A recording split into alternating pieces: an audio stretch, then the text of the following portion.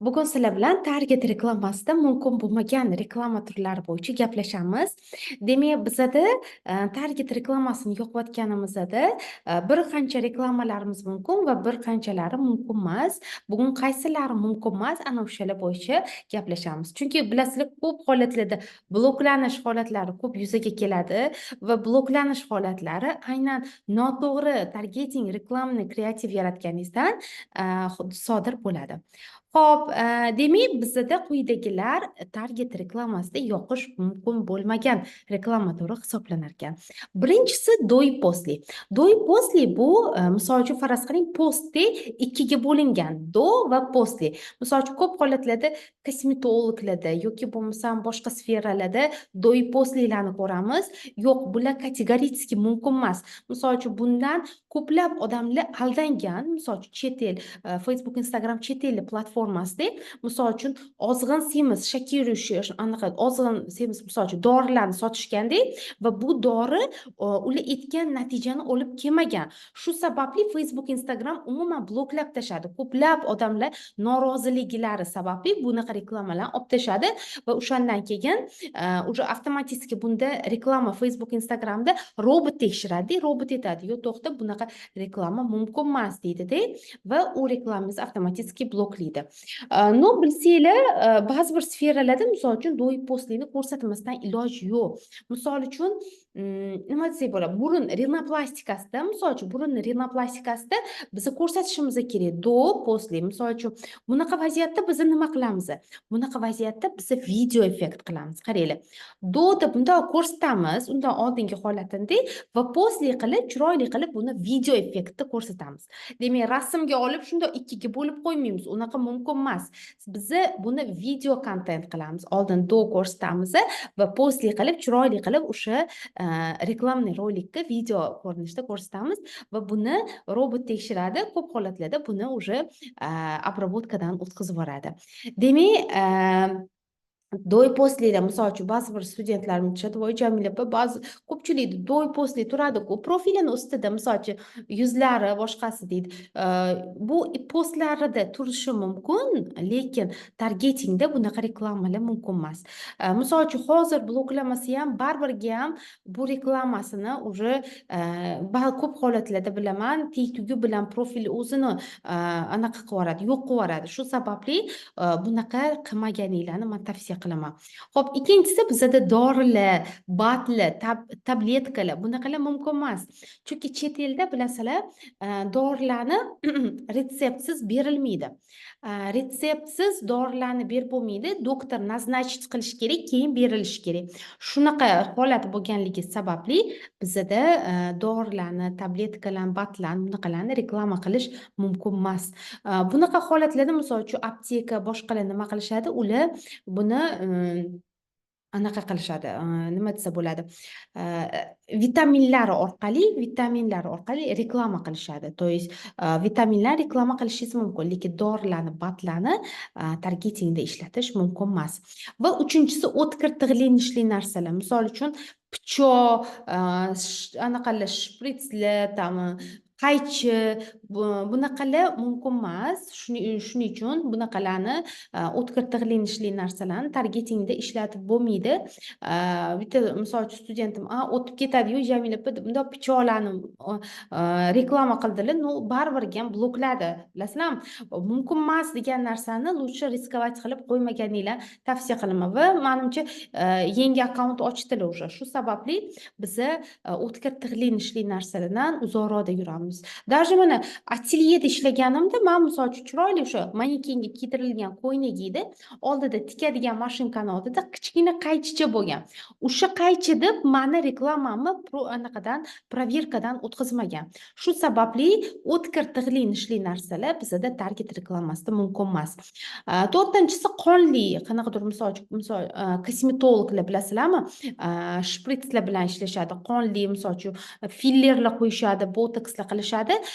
Bunaqalarni жестокость, насилие, keyin qonli videolarni target sразу bloklab qo'yadi. Shu sababli bunaqa video kontentlar mumkin emas targetda.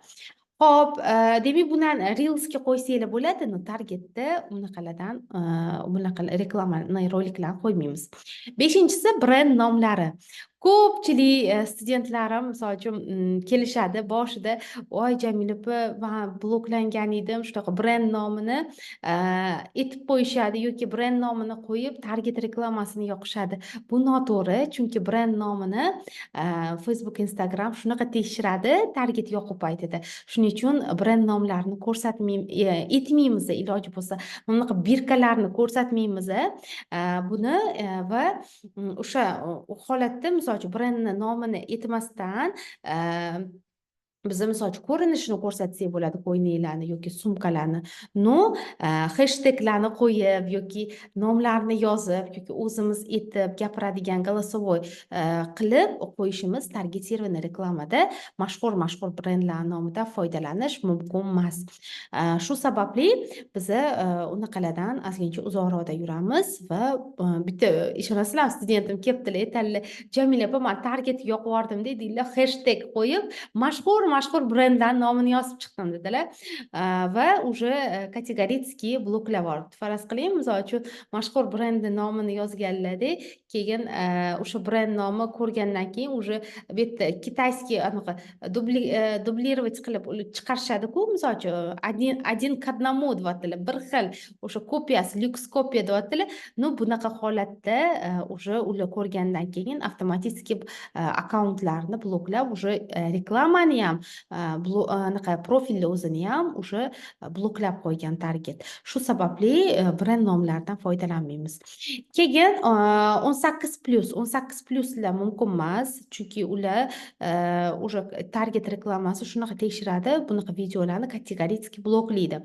Va 7-si ochiq badan, telo, misol uchun qanaqadir ochiq telo yoki dietologlar bilasizlarmi, qanaqadir video anaqalar qo'yishadi, misol uchun ozgincha ochiq badan o'rinadigan bo'lsa, bunaqa reklamalarni target mumkin emas deydi va обработкаdan o'tkazmaydi.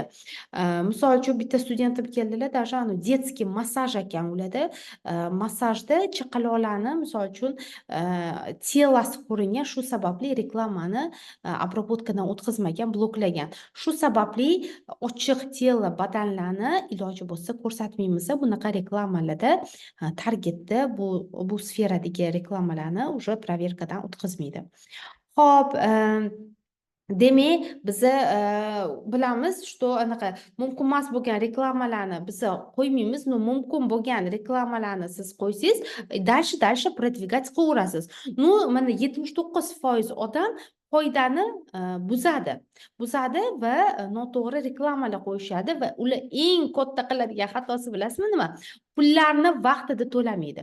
Demak, reklama misol uchun yoqildi, target ishlaydi, natijalar olib keladi, hammasini qiladi, lekin pulini to'lashga ozgincha loqaydlik qilishadi yoki vaqtida pulini solib qo'yishmaydi va shu sababdan target reklamasi уже faraz qiling, natija olib keldi, sizga har xil sotuvlar qilishingizga yordam berdi va pulini yechib olaman deganda pul yo'q kartada. Shu sababli ko'p holatlarda bunaqa vaziyatda подозрительный qilib qo'yadi va sizga уже ishonmay qo'yadi. Shu sababli qachon siz target reklamasini yoqsangiz, pullarini ham o'z vaqtida qo'yib qo'yinglar, chunki bu nima desa bo'ladi, target shunaqa bo'lsinki, pulini yechib olishga qiynalmasin, unga shunaqa imkoniyat qilib qo'yishinglar kerak. Bundan keyin agarda to'g'ri ketadigan bo'lsangiz, target namorat sizga ko'proq nima desa bo'ladi, sizga yordam beradi, sizga kuponlar beradi. Shu sababli reklama yoqqanimizdan keyin o'sha Visa kartamizda kerakli miqdorda, даже ozgina oshig'i bilan summa qo'yib qo'yishimiz kerak bo'lar ekan. Xo'p, endi to'g'ri target yoqsangiz, inshaalloh sizlar blokka tushmaysizlar va to'g'ri nastroykalar qilib yoqsanglar, sizga ko'proq natija keladi va target reklamangiz ko'proq effektivniy bo'lar ekan. Demak, hamma aytgan qonun qoidalariga rioya qilamiz va reklamada mumkin emas bo'lgan действияларni qo'ymaymiz.